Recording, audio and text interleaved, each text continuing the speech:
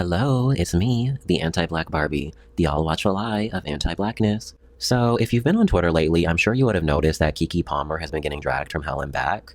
Essentially what's going on is she decided to fund a show called Southern Fried Rice that centers an Asian woman going to an HBCU. Cheese! Cheese! Okay, I know I got some explaining to do. I got it. Let's start with the elephant in the room. Yes, I'm Asian. Yes, my family's black. And yes, I've always been hard to miss. This is Coco. So to add on a little bit of context, the show is being streamed on Key TV, which is Keke Palmer's digital streaming network service that's broadcasted over a variety of different apps like Facebook and YouTube. So I wanted to do a little bit of research before I ended up saying anything. It seems like Keke Palmer does advertise the app to people of color and trying to employ them and bring awareness to their stories. So it's not necessarily surprising to me that an Asian woman is appearing on her app. It doesn't seem like it's anything exclusively meant for Black people. And I think that from a general standpoint, no one seems to really be upset at the fact that there is an Asian woman on her platform. It's more so that she's deciding to co-sign a story that centers one in a predominantly Black institution. And I saw this status that really resonated with me by someone by the name of 123 It's Me Mary. It says, y'all thinking a story centering a non-Black POC at an HBCU, an institution meant for Black people, a space where for once we are not an afterthought, needs to be made, is exactly why y'all be gagged over non-Black D9 members, stomp and shake cheerleaders, etc. You want Blackness without the Black people. And I think that was perfectly worded because I think that so many Black people have been conditioned to live vicariously through our non-Black counterparts to the point where they are willing to place them at the forefront of our stories, at the forefront of our music, at the forefront of our culture. And it's genuinely a problem that I think that a lot of people are getting really tired of. And it comes to no surprise to me that she received as much backlash as she did about this situation. And while I can appreciate the fact that she has hired a predominantly Black cast and crew, it gets overshadowed by the fact that of all of the people that were on that set that could have been put at the forefront, it happened to be a non-Black person.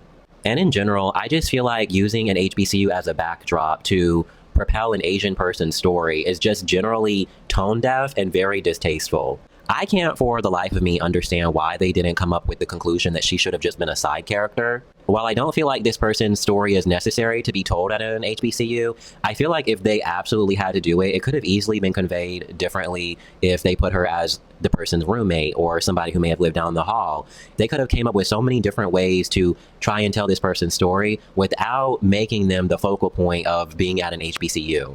So after receiving quite a bit of backlash, one of the producers by the name of Nakia Stevens ends up coming online to defend herself. Here's a little bit of what she ends up saying. Hello, hi. I wanted to come on here and first and foremost say thank you so much for watching the Southern Fried Rice trailer. I'm seeing the comments, I'm seeing the support, I'm seeing the discourse, and as a storyteller, I welcome it. I welcome conversation, I welcome curiosity. And for those of you who've been following me and supporting my journey, y'all know that Southern Fried Rice is 10 plus years in the making. And, you know, it was inspired by my own HBCU experience and observations as a student at Savannah State University, the first public HBCU in Georgia. But no, I had friends at Savannah State University and people in my orbit who were non-Black and had to navigate a historically Black space, and I saw how hard and challenging and fun and beautiful it was for them to do so, and that sparked my curiosity and honestly planted the seed for Southern Fried Rice. And obviously over the years it has been massaged into something more deeper and nuanced, but that was ultimately the seed, right? And I think my ultimate goal was to spark conversation around culture, around belonging, and around identity. And so that's what I think I've done, and I'm very proud of Southern Fried Rice.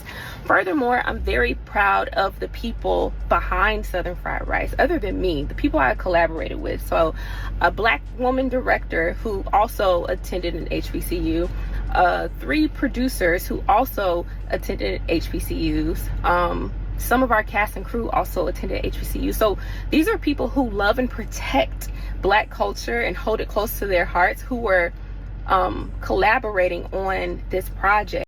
I think what I find ironic about this is, as somebody who says that they welcome discourse, everything about her behavior seems to suggest otherwise. Shortly after making this video, she came online saying that anyone who basically disagreed with her is a fake intellectual and that they essentially lack critical thinking skills. I can understand anyone being frustrated about a project that they worked hard on not being well received, but for her to come online and try and minimize why people are upset about her using our culture as a backdrop to provide this Asian woman some character development is not only disrespectful, but an insult to our intelligence. And she's sitting online talking about people not having critical thinking skills, but in my opinion, this is a very simple concept to understand. So the fact that she's not getting it is what's really alarming to me. And when I tell you the girls on Twitter were not having it, they went in on her. So Twitter user by the name of Tasha Renee NC had a good point. So now that we aren't kissing ass and we are trying to have a valid conversation, we're insufferable and fake intellectuals. Y'all think disrespecting the same people you need support from is smart? Like, this was the best way to address some form of criticism. You use our culture as a prop to uplift non-Black people,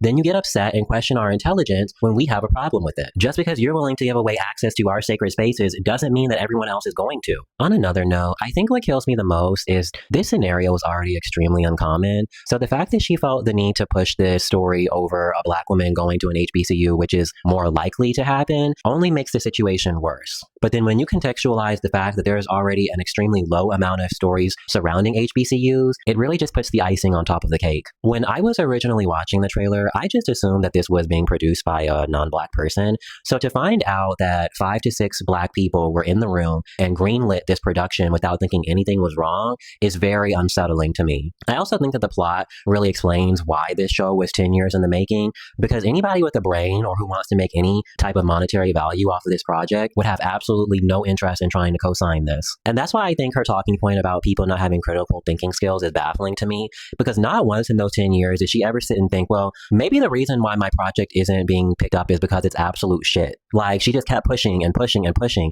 until she finally got it. And my only advice to her is be careful what you wish for, because you just might get it. And I feel like a lot more people would have been receptive to giving it a chance if she didn't have such an off-putting demeanor in her responses. Because while I think I may still watch it to give you all a general idea on it, if I weren't making this video, there would be no way in hell that I would watch even 2 seconds over whatever this anti-Black minstrelsy is. So while I was making this video, I truly needed to understand her fixation on wanting to push this project for the last 10 years. And thankfully, because she went out of her way to antagonize Twitter, they made it easy for me to find. When you do a search of her Twitter history, a lot of her behavior starts making sense. She starts by saying that her race is Dominican and Asian. Again, Dominican isn't a race, so I don't necessarily know what that means, but I can sit here and interpret that she's at least saying she's half Asian, so I'll take whatever I can get from that.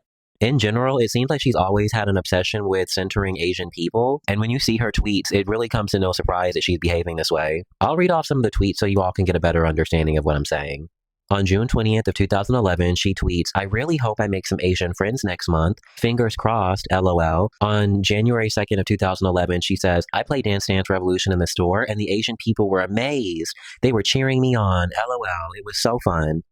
On November 8th of 2010, someone says, "Your eyes are so slanted, you Asian." In which she responds, "That's a compliment, my dear." And this is just so baffling to me, because it's like, no one is sitting here saying your eyes are slanted. So the fact that you felt the need to come on here and lie, it says so much about her. And again, I understand this is 2011, but she clearly is not mentally far removed from that mindset that she was exhibiting all these years ago. Now, I don't have any concrete evidence, but I was doing quite a bit of digging into her personal life. And I think I saw somewhere that she was born in 1985. So this would have meant that around the year of 2011 that she would have been 26 years old posting this type of stuff. So I'm not going to sit here and give her a pass and pretend like this is normal behavior. And even if she was tweeting this when she was 17 or 18, I think that it would still be relevant to the conversation today, because as I said before, it doesn't seem like she's been that far removed from the mindset that she was exhibiting all these years ago. Because when you compare her behavior in 2011, she's centering Asian people in the same way that she's doing it in 2025. And from my perspective, this is not somebody who looks biracial or even multiracial. So when I saw her tweets and her saying that she was half Asian, I was genuinely confused. So again, I had to do a little bit of research to just make sure that I wasn't missing something.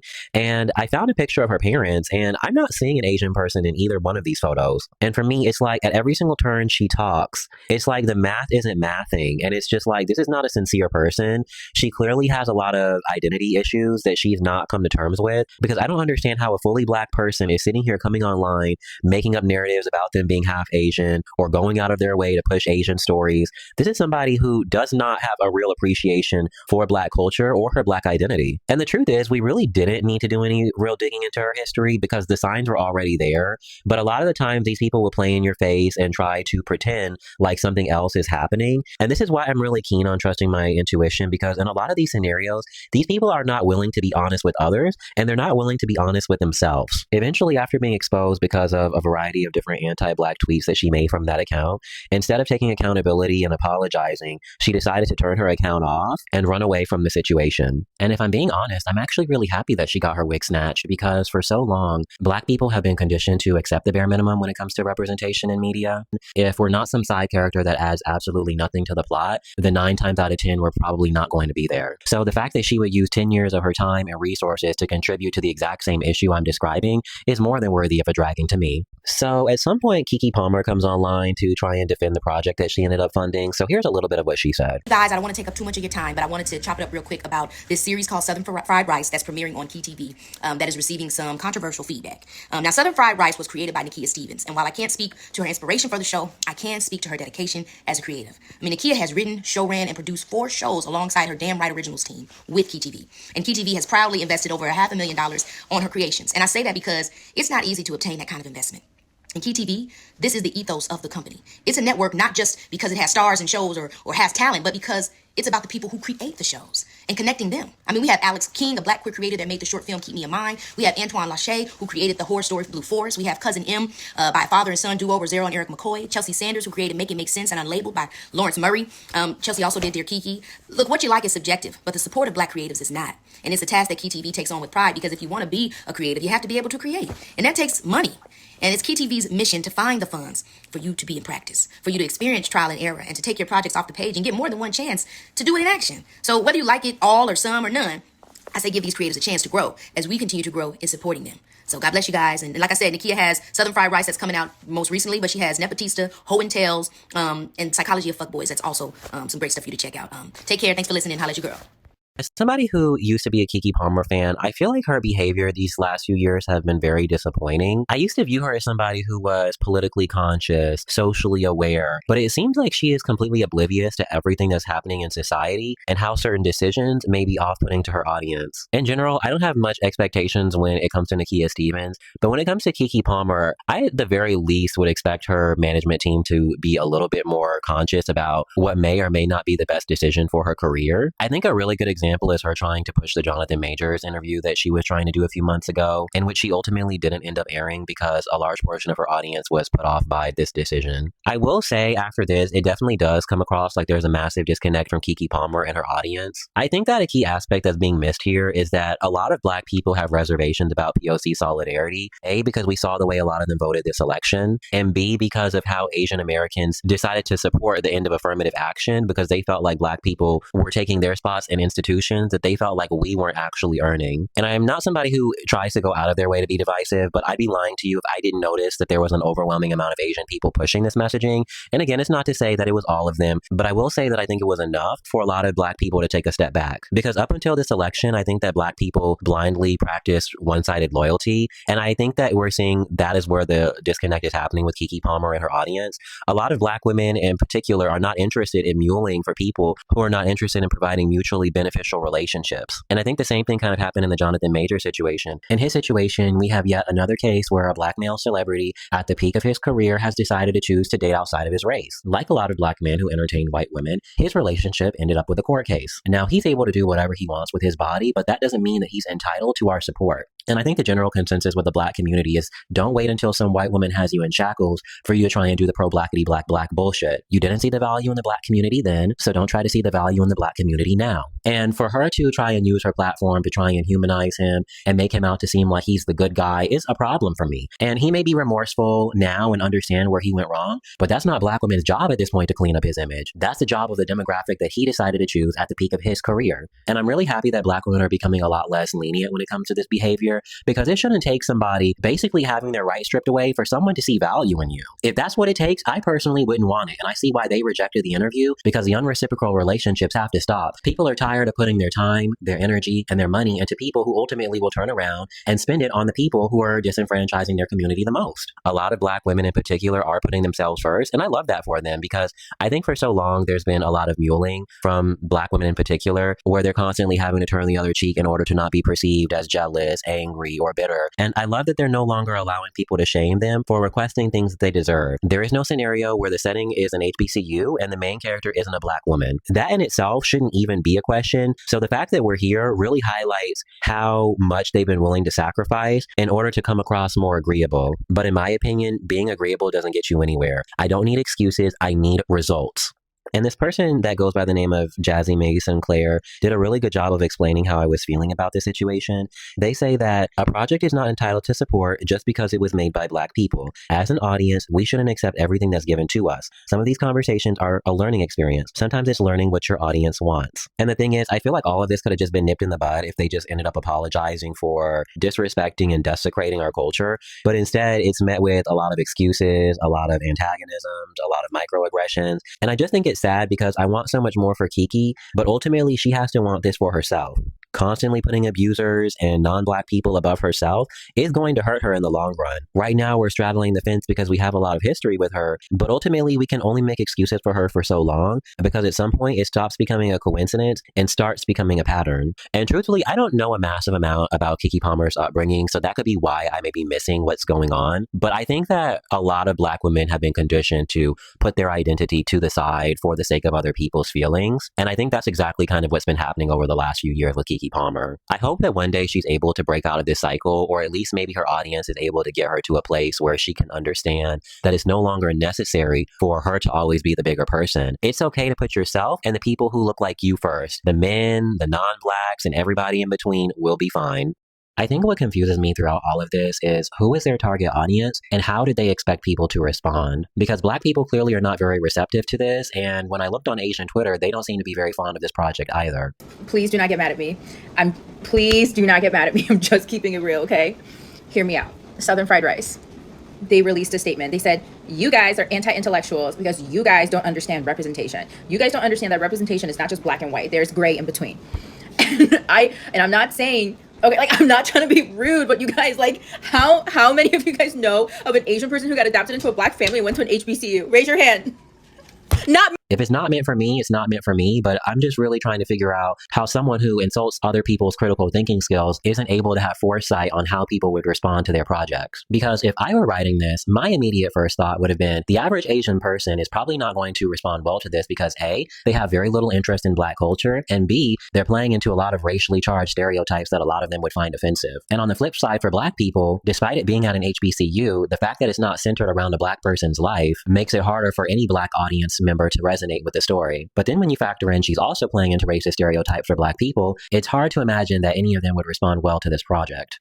So against my better judgment, I think I'm going to watch the first and second episode after I get done recording this segment, just so I can provide an idea of what it gives. So I ended up watching the first 5 episodes because I didn't want anyone to come online and say that I was a hater or that I don't support Black businesses. And when I tell you that it's easily one of the biggest wastes of time that I've done all year, I'm not exaggerating. To give you a general understanding of the plot, the story centers an Asian woman by the name of Coco, who was adopted by a Black family. The timeline begins a little bit after she ends up graduating high school. A little bit into the first episode, we find out her sister, who's around the same age as her, ended up getting pregnant by a deadbeat, and the only reason she decides to keep the baby is because her mother is very strict. At some point near the end of the episode, we find out that Coco has decided to attend an HBCU in order to go on a journey of self-discovery. At the very end of the episode, we see her meet her roommate Joy, who is a darker-skinned, plus-sized woman. Originally, she thought she was rooming with Joy's sister because she was walking with her boxes. After finding out that Coco was actually her roommate, they go out of their way to show that Joy is displeased with this outcome. Shortly into the second episode, they go out of their way to emphasize that Joy is a bully. They paint her out to be aggressive, confrontational, disagreeable. At some point within the same episode, they all agree to end up playing a trivia game, in which the writers shoehorn a forced moment where Joy ends up calling out Coco for being a culture vulture. A little bit after this interaction, Coco ends up crying in a room for days until this